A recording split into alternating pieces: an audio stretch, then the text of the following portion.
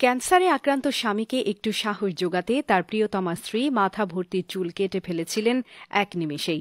৯ বছরের পরিচয় এবং ৬ বছরের প্রেমের পর এক বুক স্বপ্ন নিয়ে ২০২০ সালে বিয়ের পিঁড়িতে বসেছিলেন। তবে সংসার করতে পারেননি ঠিকঠাক ২ বছরও। এত ঝড় ঝঞ্ঝা পেরিয়েও হল না শেষ রক্ষা।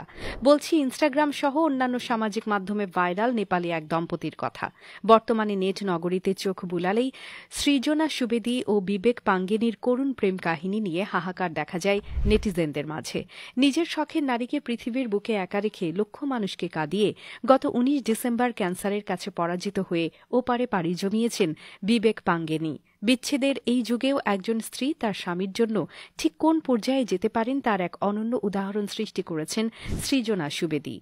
নেপালে বেড়ে ওঠা মেয়ে সৃজনা সুবেদী স্বভাবে ভীষণ দুরন্ত ও ঝটপটে। অন্যদিকে বিবেক পাঙ্গেনি ঠিক তার বিপরীত প্রকৃতির একজন মানুষ।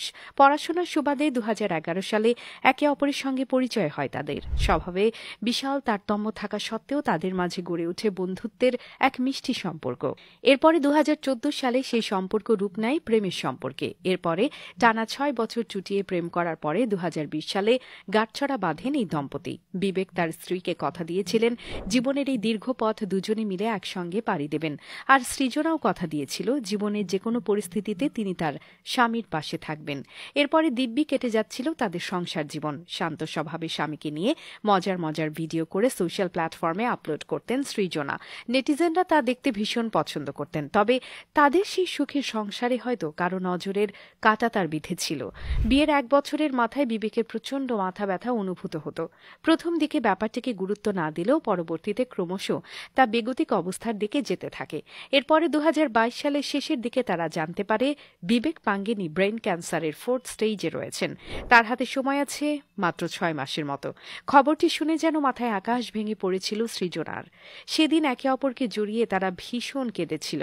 বিবেক পাঙ্গেনি ভেঙে পড়বেন দেখে নিজের মনকে পাথর করে উন্নত মানের চিকিৎসার জন্য স্বামীকে নিয়ে পাড়ি জমান বিদেশে। স্বামীকে একটু খুশি রাখার জন্য কিনা করেছেন সৃজনা। হাসিমুখে দিনরাত স্বামীর সেবা করে গেছেন। অবসরে বিবেককে হুইল চেয়ারে বসিয়ে রাস্তাঘাটে ও পার্কে ঘুরে বেড়াতেন সৃজনা। তার ভালোবাসার মানুষ আর মাত্র কিছুদিনের মেহমান, এটা জেনেও স্বামীর সামনে কাঁদতে পারতেন না, তার মনোবল ভেঙে যাবে বলে। চিকিৎসাধীন অবস্থায় বিবেকের সঙ্গে সমস্ত মুহূর্ত ভিডিও বন্দী করে রেখেছিলেন সৃজনা। তার কিছু কিছু ভিডিও দেখার সুযোগও হয়েছিল নেটিজেনদের। স্পর্শকাতর সেসব ভিডিও দেখে আবেগে আপ্লুত হয়ে পড়তেন অনেকেই। সৃজনা নিজের আবেগকে লুকিয়ে রাখলেও তার চোখে মুখে স্পষ্ট প্রকাশ পেত তার ভালোবাসার মানুষকে হারিয়ে ফেলবার ভয়। ১.৫ বছরের এক যুদ্ধ শেষে মাত্র ৩২ বছরেই গত ১৯ ডিসেম্বর ক্যান্সারের কাছে হেরে যান বিবেক। নিজের স্ত্রীকে দেয়া ওয়াদা বিবেক রাখতে না পারলেও সৃজনা তার ওয়াদা রেখেছিলেন ঠিকই। জীবনের সবথেকে কঠিন পরিস্থিতিতেই নিজেকে পাথর করে স্বামীর হাত ধরে রেখেছিলেন একেবারে শক্তভাবে। সৃজনা বিবেকের এই প্রেমের অধ্যায়ের সমাপ্তিতে শুধু সৃজনা একা নন, অশ্রুজলে ভাসছেন কোটি কোটি মানুষ।